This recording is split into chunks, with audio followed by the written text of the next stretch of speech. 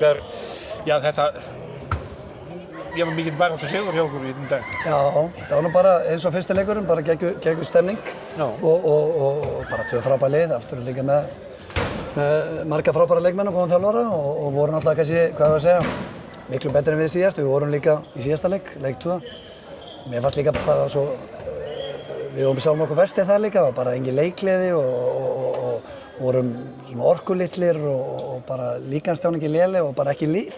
Þá getum við aldrei unnið svona gott lið eins og afturhaldið. En þegar við 4 mörkum undir í hálfleikum manni fannst svona, þið kannski líka vera sjálfum ykkur verst í það, það fóru illa með færi og spennustigið var svolítið hátt. Sko, núna ætlum við svoleiðis að vera konur í 7-0 og vorum alveg mættir og gaman og orka. Við þurfum að blanda þessu saman aðeins að því að það fóru 7-8 dauðafæri og þriðja tempói bara við verðum að gera betur en við hlupum vel þannig að við viljum það.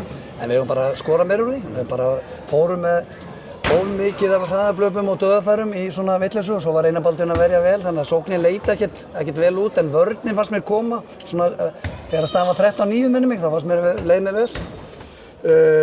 Svo seinni hálfleik bara fannst mér við klókir sóknarlega. Við jafnið þetta til 10 mínútur, það var þetta svona. Og svona náum svo að komast yfir 1-2 og erum bara eins og fyrsti leikurinn bara klókir og fínir og marga fínar sóknir og svona við þurfum hins vegar alveg klárt að þeir eru það góðir og vel dreilaðir að við þurfum að blanda saman meiri gæðum í markvörslu, vörn, hraðablöfum, sóknina og mæta svona til leiks með svona leikgleði og svona gaman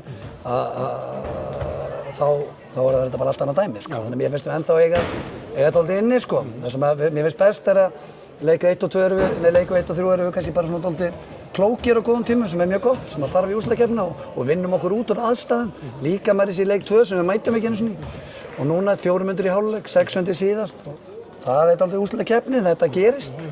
Þannig að bara gaman að þessu. Og afturhaldið missir þetta Bjarni Birgir Stein út af og hann verður náttúrulega komið mæntalega inn í þetta næst, þannig að...